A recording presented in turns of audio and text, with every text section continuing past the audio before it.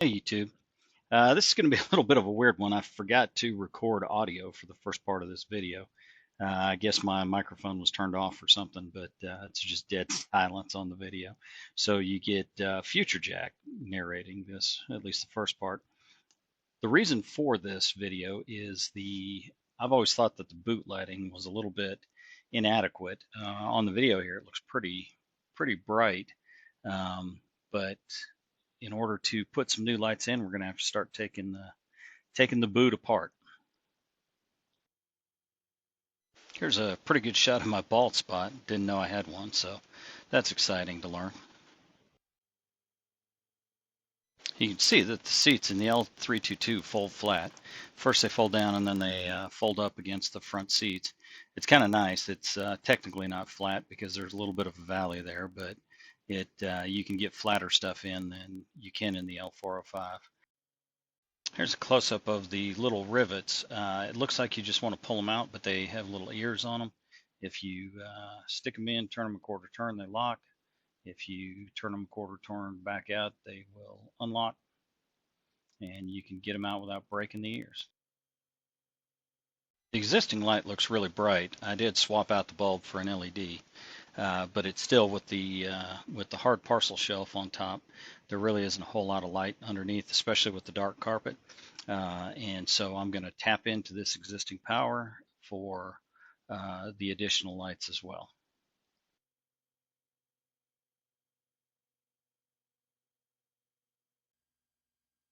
Now that we have the panels out, you can see on the passenger side, nice chunk of dog hair, I'm going to take this pretty high so that it spreads the light across the boot more, keeping it high right up under the parcel shelf. On the passenger or right side, since we have the existing light module, we're going to have to go underneath it. It over the bench, you can see the general layout. Got the black and red wires. Here's the passenger side with the existing light module, and then the driver side over on the left. And these lights came with an extra wire. If you wired up the black and white, it is a yellow LED. If you wire up black and red, it is a white LED. Absolutely no idea what I was talking about here, but on the upside, this is the last video with no sound. So from here on out, we get to hear Past Jack and his thoughts on this. I had mentioned this previously, but I had already taken them all out. You can see, if you look real close, there's a couple of ears on this. So you push these in and turn them a half a turn and they lock in. So anti-clockwise, and pull them out.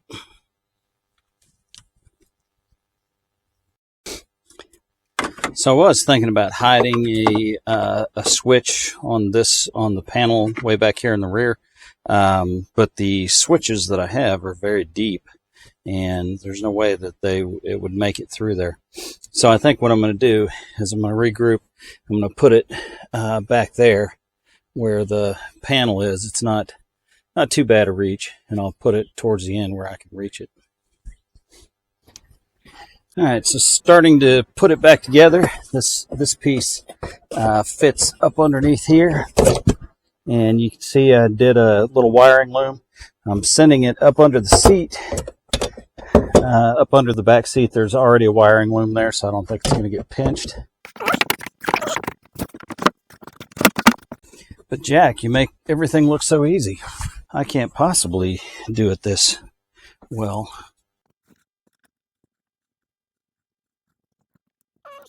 By the carpet, it looks like it goes like this.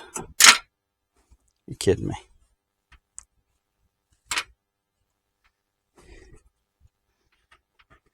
All right. Luckily, we didn't have to get the magnet for that one.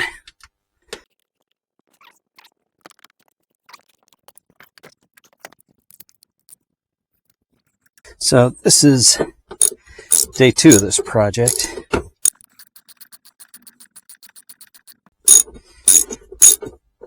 Ran out of daylight, ran out of energy last night, and I've found that when you start making mistakes, it's better to just go ahead and call it a night rather than trying to push on.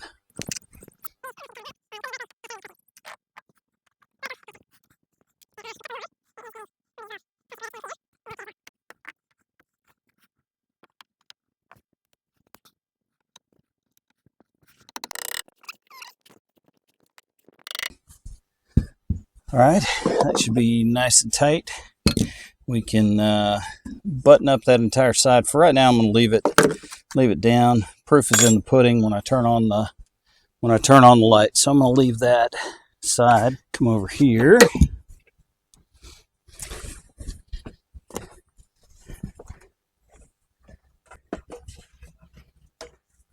Try to fit this right along the back with this other wire loom and up the side.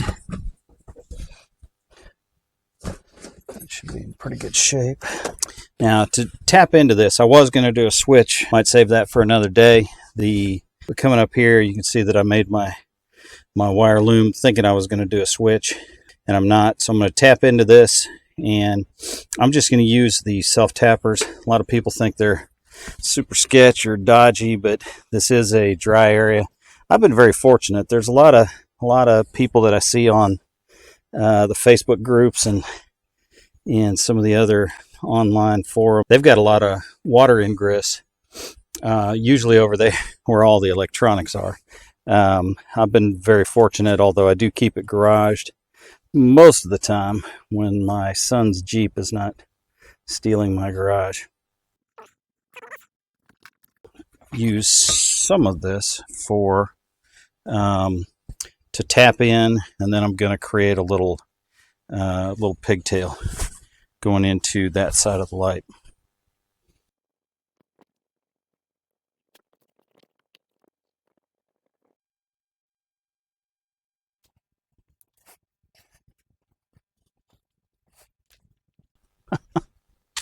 What's up, Crazy Ann?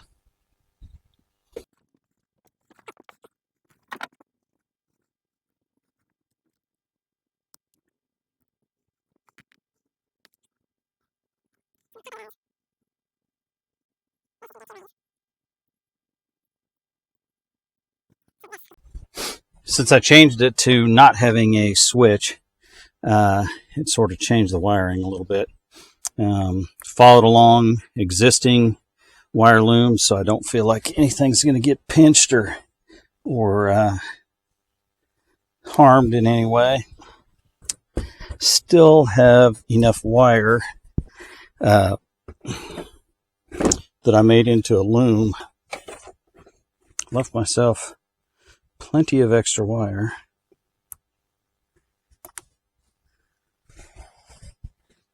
Okay, so hopefully you can see that on the video.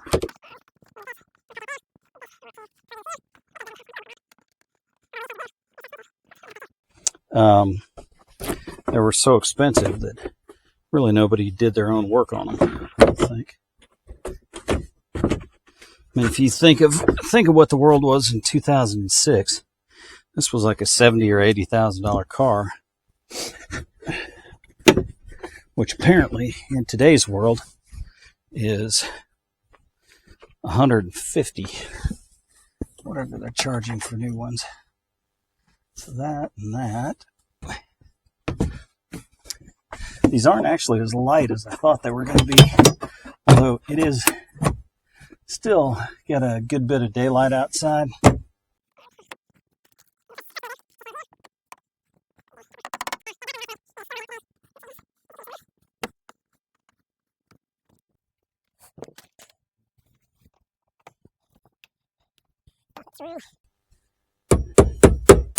These are not official Range Rover plastic rivets, so they're just a little bit big, but it's not such a terrible thing because it makes things very tight.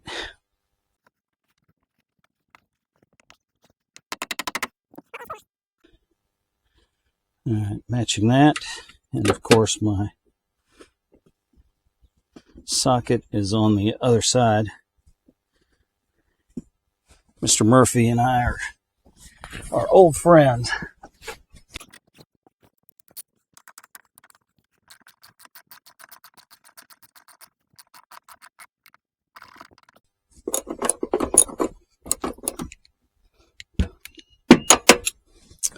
This was it's a US size, 7/32, and I think that's like a 5.5 metric. So that's why I had to fight with it. Well, I got everything out. I should really shop vac it. I think I'm gonna do that. I think I'm gonna take a time out and shop vac this. Might get a cocktail first.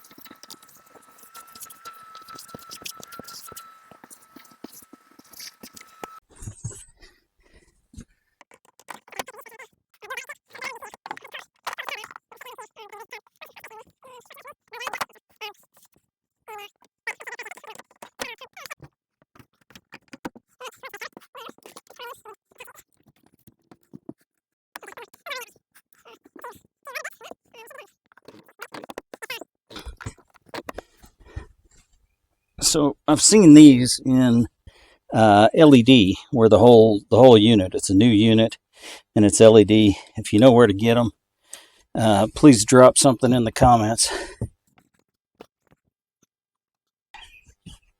Get these in. They could probably use a cleanup, but I don't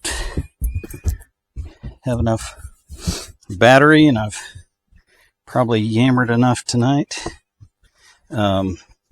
So these things go behind the suitcases. Look out, Ann. Y'all enjoying Annie's company? I told you it was a mongrel rover.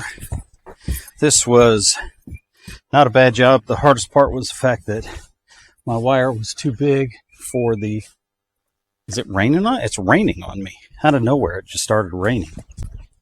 So most of the time on this was spent because to get the wiring loom sorted out.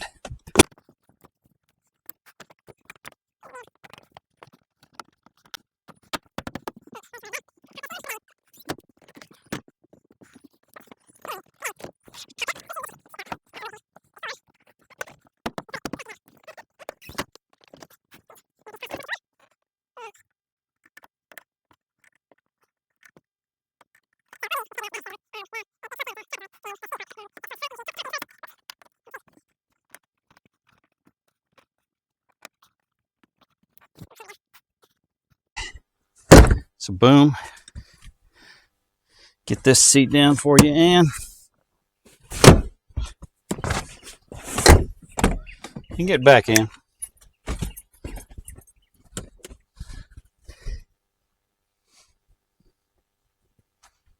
All right. So there you go. I don't know that it's much more light, but I had the stuff, and it was a decent little project. I would put this in the 4 to 6 ounces of bourbon difficulty range.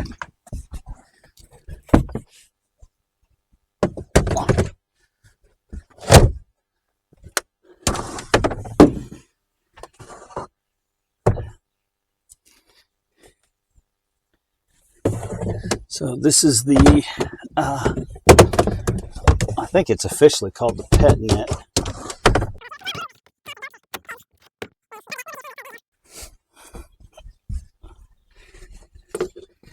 And like I say, my wife would never let the dogs ride back here, but I think it's cool looking, and I've got it, so I'll leave it up. All right. Got the load space cover back in, got the pet net back in. Underneath here, you can see that we've got more light than we had before. It's not a ton of light, but I don't know that you want it to be blinding. So fun little project, didn't take long, didn't cost much, and it was a chance to spend some time outside with my dogs.